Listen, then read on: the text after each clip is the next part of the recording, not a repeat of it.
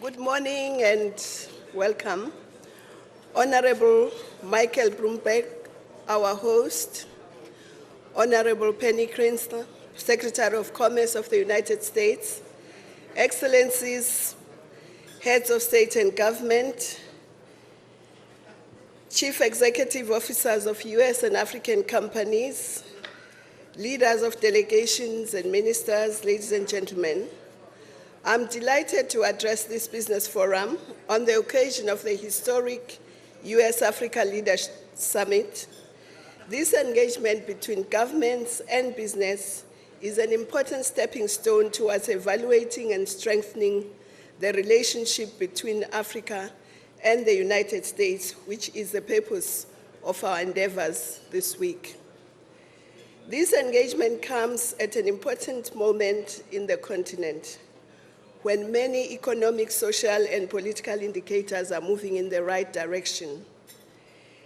And there is general consensus amongst the leadership and citizens of Africa that Africa is taking charge of its destiny to navigate a different course towards prosperity.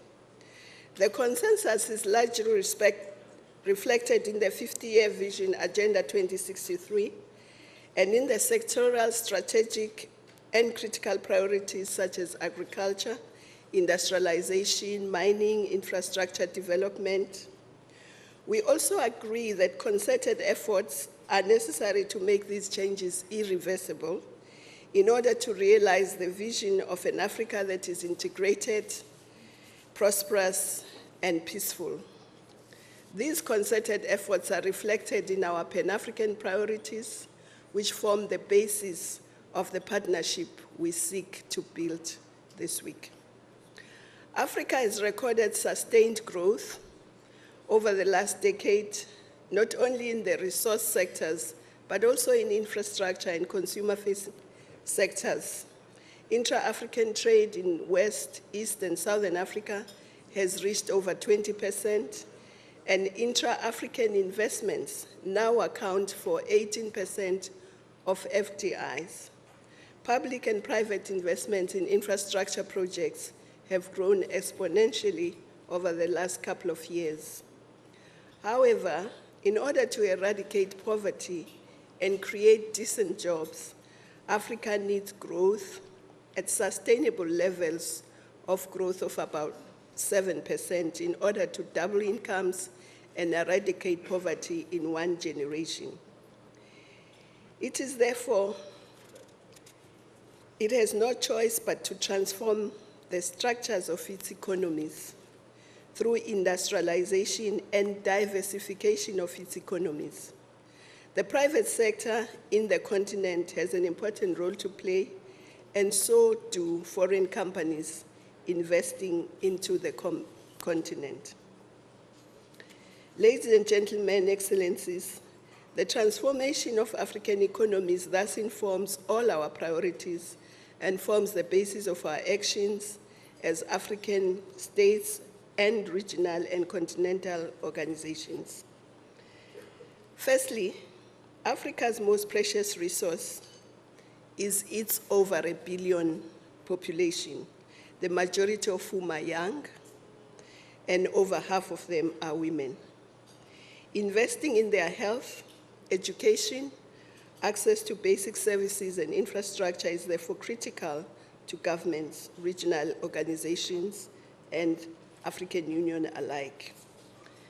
More specifically, we are encouraging an African skills revolution to train hundreds of thousands of our young Africans, especially in science, technology, engineering, innovation, and research, so that they can take part and take charge of the social and economic transformation of the continent, but so that they can also be part of creating jobs, become entrepreneurs, and get decent jobs.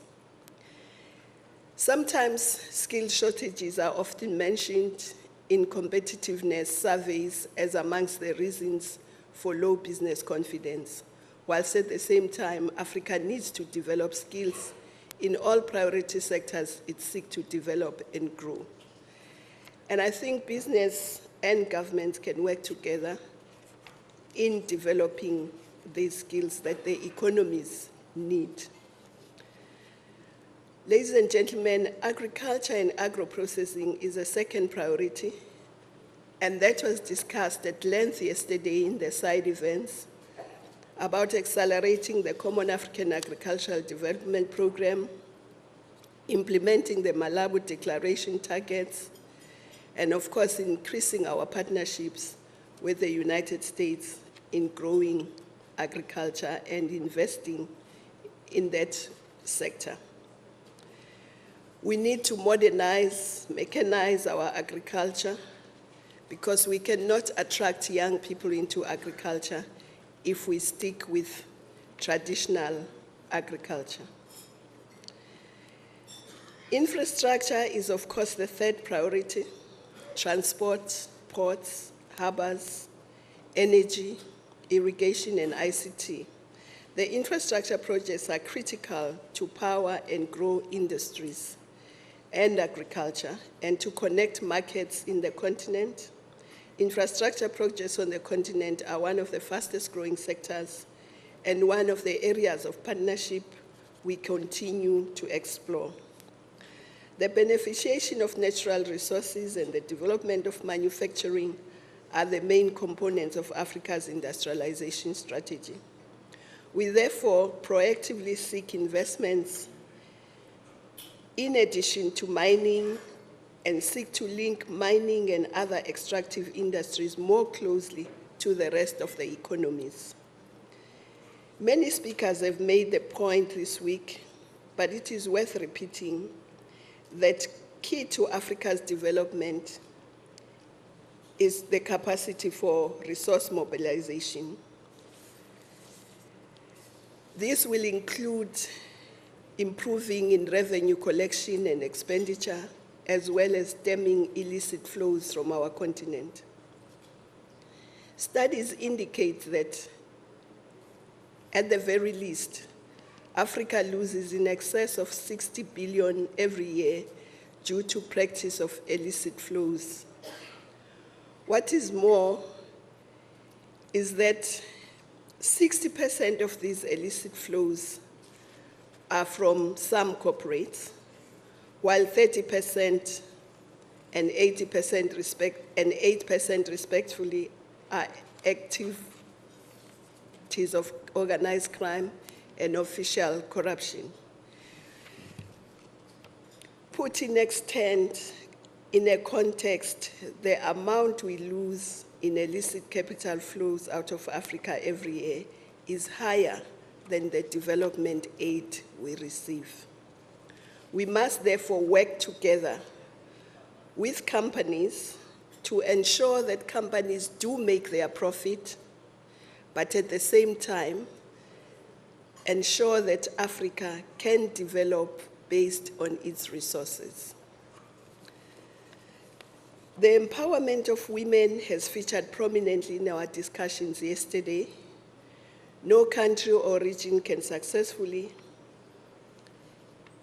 operate at half capacity. Investing in women, their access to land, capital, and other productive capacities are therefore critical in every sector of the economy. African governments, the African Union, and the regional economic communities are making concerted effort to build and develop the private sector. They are making efforts to making doing business in Africa easy. A lot of countries now, you can register your business in a few days, and therefore we are making the business environment more easy and more accessible. So we invite you to work with governments and the African private sector to ensure that we strengthen the business and environmental improvements in our continent. So as we invest, as we do business, we should also make sure that we do not destroy the environment, since Africa is one of the continents that is going to be suffering most from the climate change. Excellencies, U.S. remains the biggest direct investor in Africa, larger than the EU and larger than China. Of course, China is growing faster than the US, but it hasn't yet caught up with it. But these investments from the US have remained relatively static, and the structure of these investments have not changed over decades. It remains primarily in the natural resource and predominantly in the fossil fuel sector. As we therefore move forward in our engagements with the US, we hope that this will be the opportunity to review the structure of the US FDIs so that investments are also directed in areas of beneficiation, value addition, and manufacturing and agribusinesses in Africa. Yes, Africa is open for business, and we encourage foreign direct investments to participate in the development of the continent.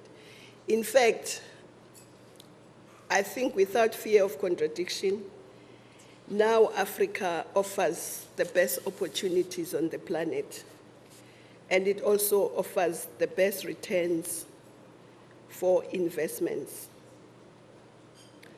Such investments must be predicated on a win-win philosophy. It must be a partnership that benefits Africa's transformation in as much as it benefits the investor. A prosperous, integrated, peaceful Africa is as much of interest to the current and future generations of Africans, but it must also be of interest to current and future generations of the United States and the rest of humanity. So we look forward to deliberations in this forum, and we think that there is enough resources and energy and political will in this room to actually transform Africa in the coming decades to becoming a real prosperous, integrated, and peaceful Africa. And we must also recall that peace can only be sustained and entrenched if young people can create jobs and can have jobs. If young people can be skilled, if young people have a future in the stake of the country. So it's important, both for peace and prosperity, that we indeed create jobs and get investments from this great country. I thank you.